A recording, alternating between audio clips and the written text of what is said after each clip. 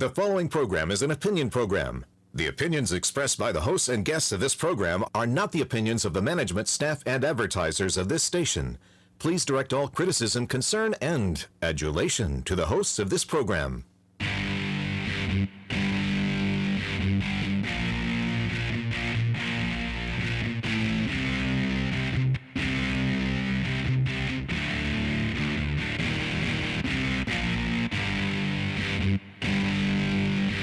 Welcome to Alabama Politics. This week, I am Dale Jackson. I'm a radio talk show host, and you can hear my shows Monday through Friday all over the great state of Alabama from 5 until 9 on WVNN in Huntsville, and then from 10 until 11 on News Radio 1440 in Montgomery and Talk 99.5 in Birmingham, and then again from 3 until 4 on the UMP in Huntsville. I'm everywhere you are, so just find me somewhere. With me, as always, is not Mecca Music. She is out. Instead, we have April Marie Fogel.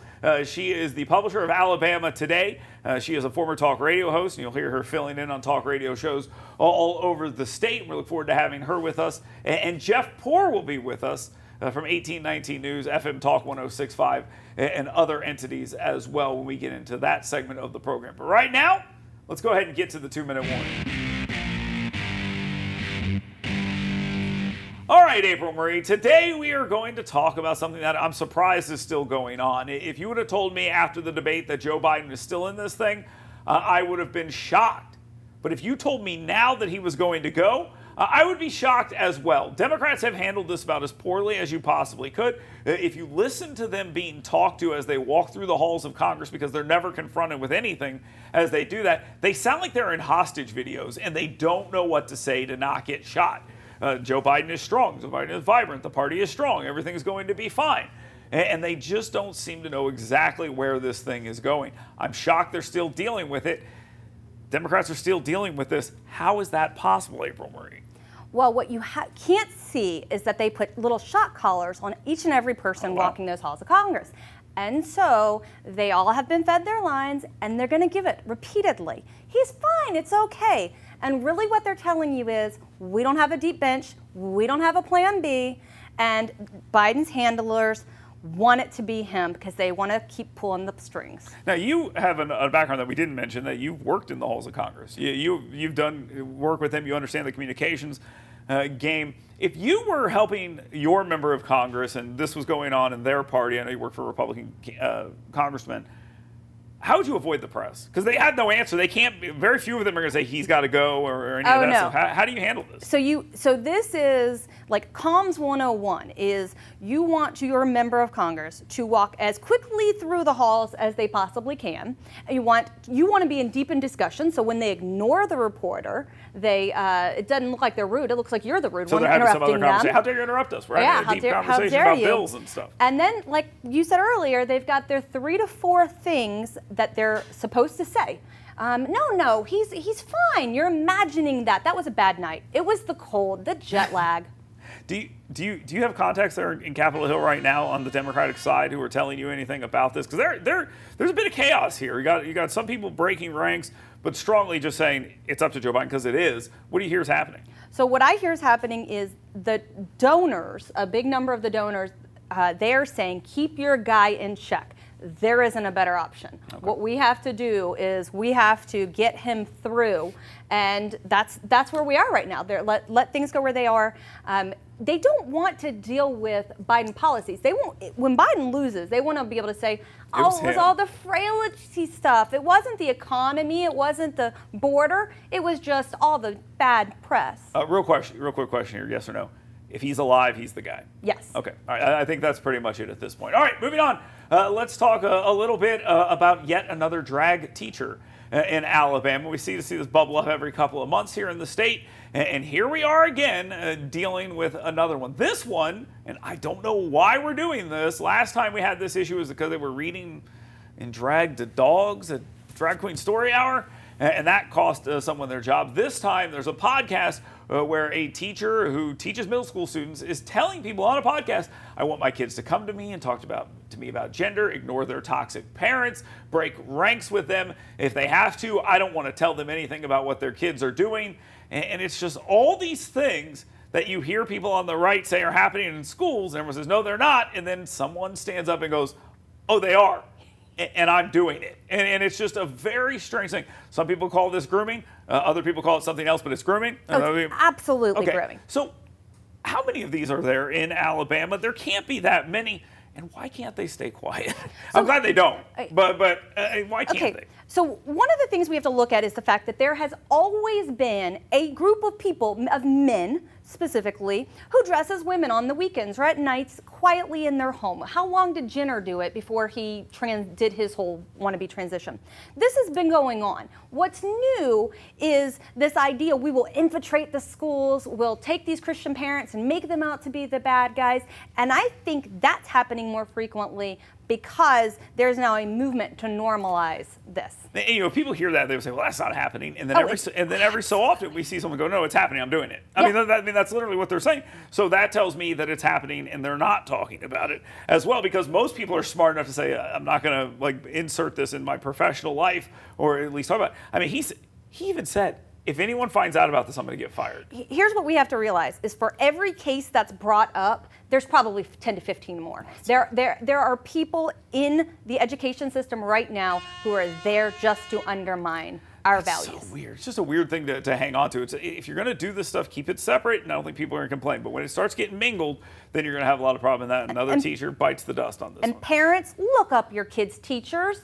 If you look up and you see this in your kid's classroom, don't take them there. Yeah, I would agree with that too. All right, moving on. Let's talk a little bit about ALDOT. You would think this is a pretty boring topic, but the Alabama Department of Transportation has been under fire because they're always under fire. Let's just be real about this. No one's happy about how roads are done, and they're always could say, well, why not here and why not here? Why not expand 565? Why not expand 65? Why not? Why are we expanding US 43? These are always the questions that come up.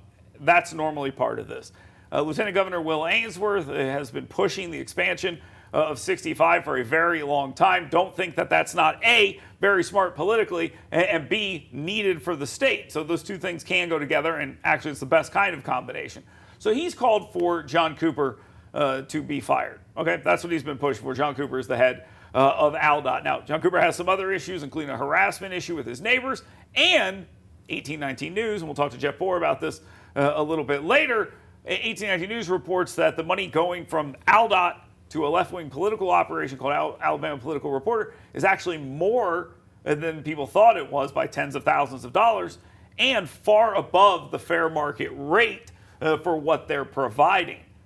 How can Kay Ivey keep John Cooper on? And it's her call. She could single-handedly fire him tomorrow. First off, I'd like to welcome Will Ainsworth to the party. I have been trying to get John Cooper out of that office, out of ADOT's office, since Kay Ivey took over when the Love Gov had to step down. Okay, John Cooper is a holdover. He has done nothing right in his entire time at ALDOT. And yet he is untouchable. The question needs to be not how, should he go? It's how is he staying? He is corrupt. He was one who said, if you don't vote for tax increases, what we're going to do is we're going to stop funding road projects. Under two governors. He said that under two governors. He had that crazy boondoggle where he got into the fight with the private bridge company down in South Alabama.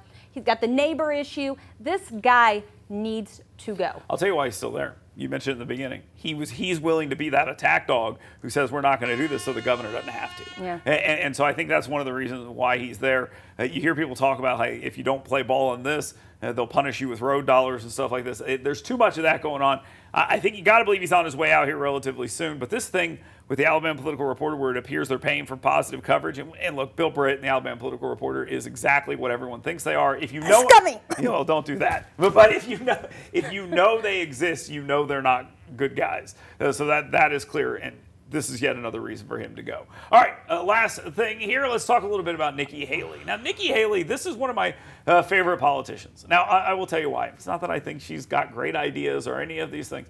But if you are looking for someone to send into the suburbs, someone to check a lot of demographic boxes, someone who you might want to put on your ticket, it's Nikki Haley. She's been at the UN. She's been a governor. She's got executive experience. She's worked in the Trump White House. We're talking about all these things. Now, you can have a problem with all the policies in the world here. I'm just talking about a pretty little bow you can put on a package and make her a vice presidential candidate.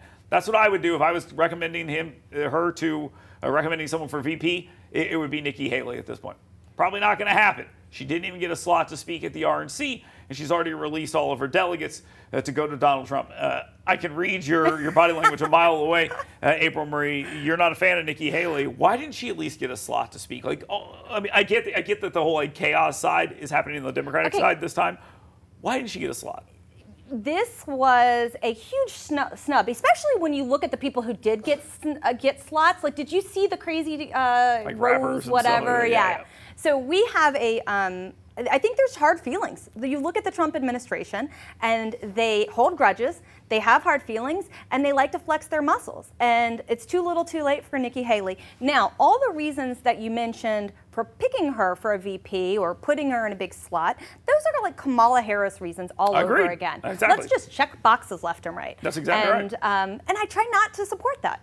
Now, I'm not saying I want that. I'm just saying if I was advising Donald Trump and I was looking at the whole thing as a whole and thinking about what he needs in order to push himself over the top. I mean, granted, it's like not be Joe Biden right now, but before this, if we were talking about maybe a close election where one of the guys isn't rapidly deteriorating in front of us. Right in front of us.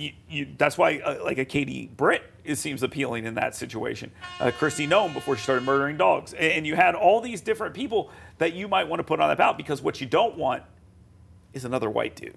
Like, honestly. No. Well, and he learned his lesson with Pence. I mean, a lesson? Pence was a great VP. But he did, but he wants someone loyal to a fault. Okay. And he didn't get that with Pence. Then the answer is J.D. Vance. And so, I think the answer is probably going to be Marco Rubio, but for what you're talking about, it's J.D. Vance. It's J.D. Vance, possibly Ben Carson. Okay. He wants someone who's not going to steal all the air out of the room. Okay, before we go, real quick, we're running out of time here. Who is it? Who, in your opinion, who is it? I'm going to go with Rubio. I think it's going to be Rubio, too. All right, well, good. We'll both be wrong. We'll talk about that next week with Mecca when she returns. When we come back, Jeff Poor will be with us. He is the publisher, or the editor, over there at 1819 News. He's a talk radio host as well. We'll talk with him next. Stay tuned. It's Alabama Politics This Week. You work hard to earn little escapes because doing your best means being your best. So let us help you discover your best at Premier Dental Spa. With our unique blend of cosmetic, dental, and spa-like aesthetic services, you'll leave feeling relaxed, refreshed, and renewed. Make sure the best you is here to stay and book your appointment online today at premierdentalspa.com. Hey folks, Dale Jackson here for University Kia. This is my son Grant. He's a busy guy. Chess, piano, basketball, wrestling, baseball, you name it. There's probably some stuff that I missed that my wife will be mad about, but here's the thing. It's important to have reliable transportation. My friends at University Kia, they take great care of me. I've been driving Sportages my entire life. My wife drives a Telluride now, and it is the perfect vehicle for the busy family. Folks, University Kia, let them take care of you like they've taken care of my family. That's University Kia. Learn more at universitykia.com. Tom, Grant and Dale Jackson sent you. Want fun, safe, intelligent fitness programming? Want to build muscular strength, cardiovascular endurance, drastically improved range of motion and mobility, and learn proper nutrition to fuel your life with energy and emotional health?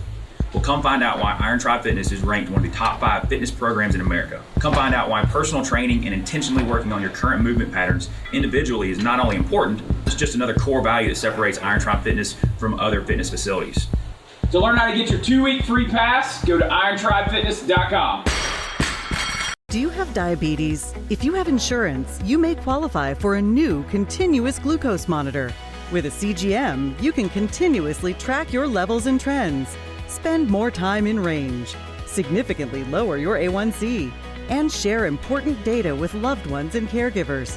Most importantly, a CGM eliminates the one thing most people with diabetes hate: painful finger sticks. Take charge of your health. Order your new continuous glucose monitor today. If you use insulin and have seen your diabetes care provider within the last 6 months, you may qualify for a CGM today. We'll do all the insurance paperwork and deliver your new CGM at little or no out-of-pocket cost to you. Medicare and most insurances cover continuous glucose monitors, so don't wait. Have your insurance handy and call the CGM Health Hotline now. Attention timeshare owners. This is an urgent consumer alert from the Timeshare Exit Hotline, a national company specializing in helping consumers legally get out of their expensive timeshare contracts. We're offering you a way to legally get rid of your timeshare. So if you're fed up with the maintenance fees that keep on coming and want to learn if you can terminate your timeshare legally and permanently, call today. Even if you've tried before and were unsuccessful in getting rid of your timeshare, call today and see if we can help. We offer a complete 100% unconditional client satisfaction guarantee. Make this completely free call and learn how we can help you legally put an end to your timeshare nightmare once and for all. You have nothing to lose, so call right now to qualify and receive a free consultation. You can terminate your timeshare legally and permanently, but you've got to call now. Call the number on your screen today. It's a free call.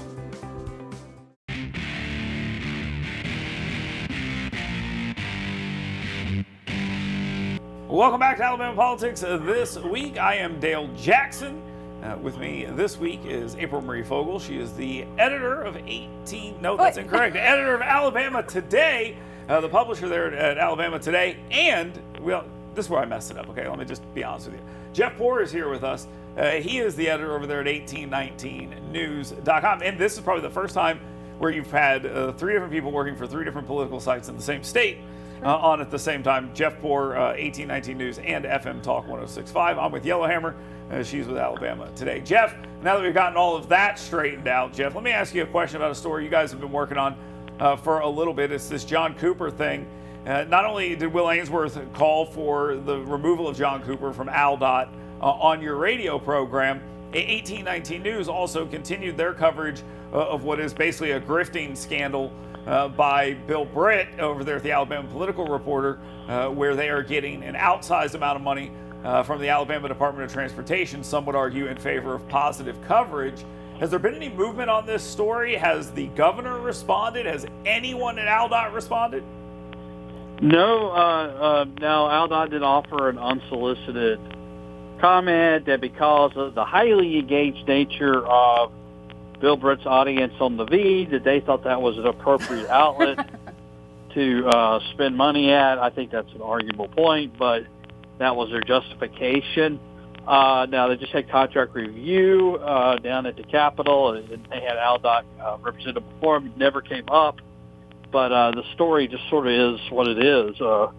How much have they spent over the years, and it doesn't really seem like a good use of money. No, it's not a good use of taxpayer dollars, and I think it's pretty obvious. If I was another media outlet in this state doing sales and running PSAs for free for ALDOT, and they're basically paying for them at the Alabama Political Reporter at an exorbitant rate, I think there's an argument to be made here. Is there an argument that it's illegal? Absolutely not. Is there an argument that it's questionable? I think that is definitely the case. And with the very little comment, do you think he's in any danger, John Cooper, of being removed after all of this? No, okay, Ivy. He will have been the longest serving ALDOT director, one of the very first hires of Robert Bentley in 2010 after Bentley beat Ron Sparks in that general election, and has been kind of there since 2011 forward, since inauguration. I mean, I think Ivy has him there for a reason. I think it's to complete the West Alabama corridor or get as much done as possible before she leaves office. And they're just not going to move on him right now. They would have already. Do you think this parting shot from Will Ainsworth is some leading up to his run for office, as he's just not going to be the guy who keeps this guy around? I mean, Cooper has been headline after headline. Well, I think the context was as such, and I do think it was sort of a nod that, hey, I can do the hard things. The context was as such. He said, look, I've taken the lieutenant governor's office and been more proactive as the lieutenant governor than my predecessors had ever since Steve Wyndham was in that role, and they sort of neutered the office. It's been largely ceremonial since. But he says, look, I've done some hard things as lieutenant governor, including calling for the removal of the Alabama Department of Transportation director. And that was sort of the nod, I think, to, hey, I'm your guy. Yeah, Will Ainsworth has been a pretty active lieutenant governor, and I think that does bode well for him attempting to run for governor in the next go-around. Let's move on. Some national politics here in the state of Alabama. It looks like Randall Woodfin has solved all the issues in the city of Birmingham. They put some barriers in front of some neighborhoods, and that stopped all the shooting. Decorated barriers. Decorated barriers from artisans of those communities. But President Biden got on a call with a bunch of mayors, and then Randall Woodfin ran to Twitter and elsewhere and said, I support Joe Biden. I mean, was it that simple, getting a quick phone call from the guy, or what, to get that support from some of these mayors? You may want to check and see if he hasn't deleted the tweet yet, as he is prone to do when he takes these bold, courageous stands and goes out there on a political issue. But I don't know. I mean, is Randall Woodfin really a mover and shaker in the Democratic Party nationally? I mean, maybe he is B or C tier. I don't know. But it's interesting because Walt Maddox down in Tuscaloosa is kind of on the opposite end, but Reed and Woodfin are Team Biden. Well, that's what I was going to say. So you look at Woodfin, and you've got Woodfin, and then I always say Woodfin and Reed are kind of this playing towards being the administration's darling. And you're right, Maddox has been slow and steady and is, ran for governor, a lot more likable. What do you make of if they're jockeying on this crime issue, if either of these mayors can make a name for themselves? I think they've hit their ceiling. I don't know where else they go. Maybe Woodfin has a shot at Congress if Terry Sewell ever leaves, or maybe he could run against Terry Sewell, but she was able to get the district drawn in such a way, she's going to be hard to beat because she has Selma and Perry County in that district now. As for Reed, I mean, something told him not to run this time. I don't think these guys really have much upside right now. Maybe they could pull a Jamie Harrison, run a race, and run a statewide race, lose, but just raise a bunch of money, and that raises their national profile. But other than that, where do they go from here? Yeah, that was the argument. I didn't understand why they did not throw their hat in the ring against Katie Britt and all this. Why they were not more active? Because yes, go get slaughtered. It doesn't matter. You get killed by a Republican in Alabama. It doesn't matter. You're going to be on MSNBC every single week, and you're going to raise a ton of money. And again, you're going to get murdered. But it doesn't matter because your profile gets boosted significantly. And if there's a ceiling here, and you guys mentioned Maddox, and I want to talk about him for a second.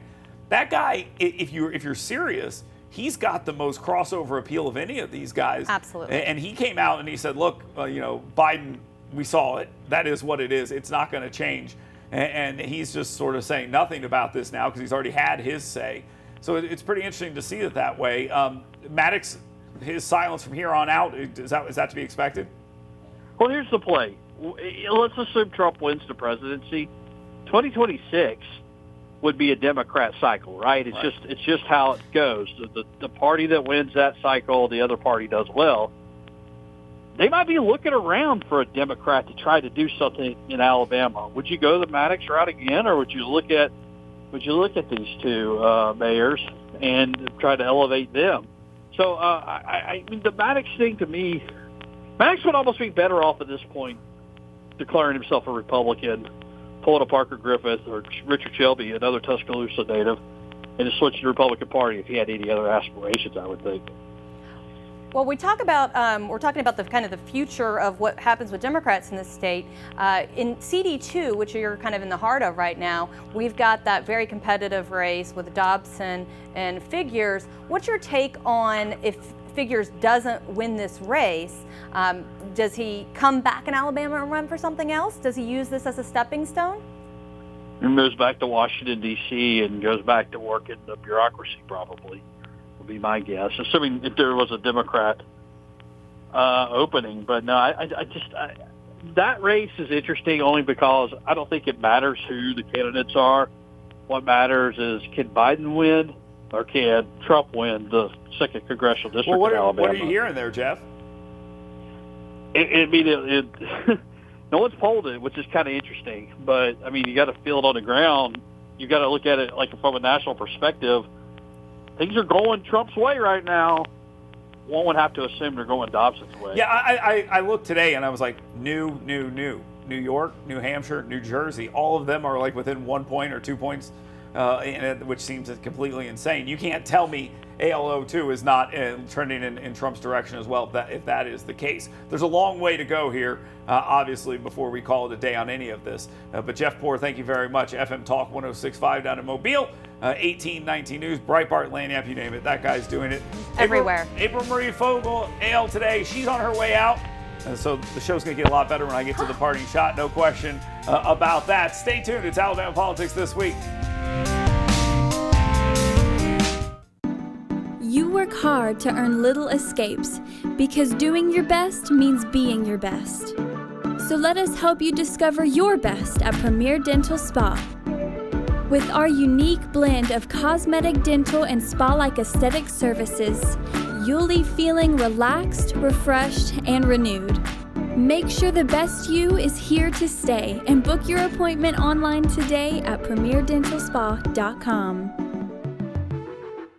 Hey folks, Dale Jackson here for University Kia. This is my son Grant. He's a busy guy. Chess, piano, basketball, wrestling, baseball, you name it. There's probably some stuff that I missed that my wife will be mad about, but here's the thing. It's important to have reliable transportation. And my friends at University Kia, they take great care of me. I've been driving Sportages my entire life. My wife drives a Telluride now, and it is the perfect vehicle for the busy family. Folks, University Kia, let them take care of you like they've taken care of my family. That's University Kia. Learn more at universitykia.com. Tom Grant and Dale Jackson sent you. Want fun, safe, intelligent fitness programming? Want to build muscular strength, cardiovascular endurance, drastically improved range of motion and mobility, and learn proper nutrition to fuel your life with energy and emotional health? Well, come find out why Iron Tribe Fitness is ranked one of the top 5 fitness programs in America. Come find out why personal training and intentionally working on your current movement patterns individually is not only important, it's just another core value that separates Iron Tribe Fitness from other fitness facilities. To learn how to get your 2-week free pass, go to irontribefitness.com. Attention timeshare owners. This is an urgent consumer alert from the Timeshare Exit Hotline, a national company specializing in helping consumers legally get out of their expensive timeshare contracts. We're offering you a way to legally get rid of your timeshare. So if you're fed up with the maintenance fees that keep on coming and want to learn if you can terminate your timeshare legally and permanently, call today. Even if you've tried before and were unsuccessful in getting rid of your timeshare, call today and see if we can help. We offer a complete 100% unconditional client satisfaction guarantee. Make this completely free call and learn how we can help you legally put an end to your timeshare nightmare once and for all. You have nothing to lose, so call right now to qualify and receive a free consultation. You can terminate your timeshare legally and permanently, but you've got to call now. Call the number on your screen today. Welcome back to Alabama Politics This Week. I am Dale Jackson. I'm about to get to your parting shot. Before we do all of that, though, let me remind you, head on over to yellowhammernews.com. Sign up for my 7 things you should be talking about today. And then every single day, you'll get the 7 things you should be talking about today delivered directly into your email inbox right there at yellowhammernews.com. Right now, though, let's go ahead and get to that parting shot. My party shot this week is directed at everyone who says immigration is not a problem, and we are still having that conversation amongst some in the political elites in the media nationally. It is a problem, and one of the problems that you're seeing is that if it bleeds, it leads, and you are now getting a up-to-date rundown every single time something happens with an illegal immigrant. You're going to find out exactly what it was, where they're from, who got hurt. Well, this week in the state of Alabama, a 6-year-old child lost their life after a illegal immigrant with a 0.22 blood alcohol level found themselves in an found themselves in a crash that ejected the 6-year-old and killed that 6-year-old. Lots of drama there behind that story. Obviously, it's a very sad one, but you're getting yet another one. And then every day that's flooding people's social media feeds, and it just feeds that narrative of crime and illegal immigration. Now, we've been dealing with this in the state of Alabama for a while and everywhere else. And I'm not trying to tell you that people who are born here don't have these exact same problems, but that's not the story. The story is there are people who come in, apply for asylum, fail, and then just go, okay, well, I'll just go into the country anyway. And then stuff like this happens, and people are able to say our system is broken. Now, why are they able to say that? Because the system is broken. And this just highlights that. The problem is that people are saying it, It's that the system is broken. It is so provable, and people are going to vote for change on that if they can. Hopefully we see some fix here on this matter, and we stop having to deal with these things every single day. Thank you very much for being here. Thank you very much for watching Alabama Politics This Week all over the state of Alabama and listening on our radio stations. We'll talk to you next week.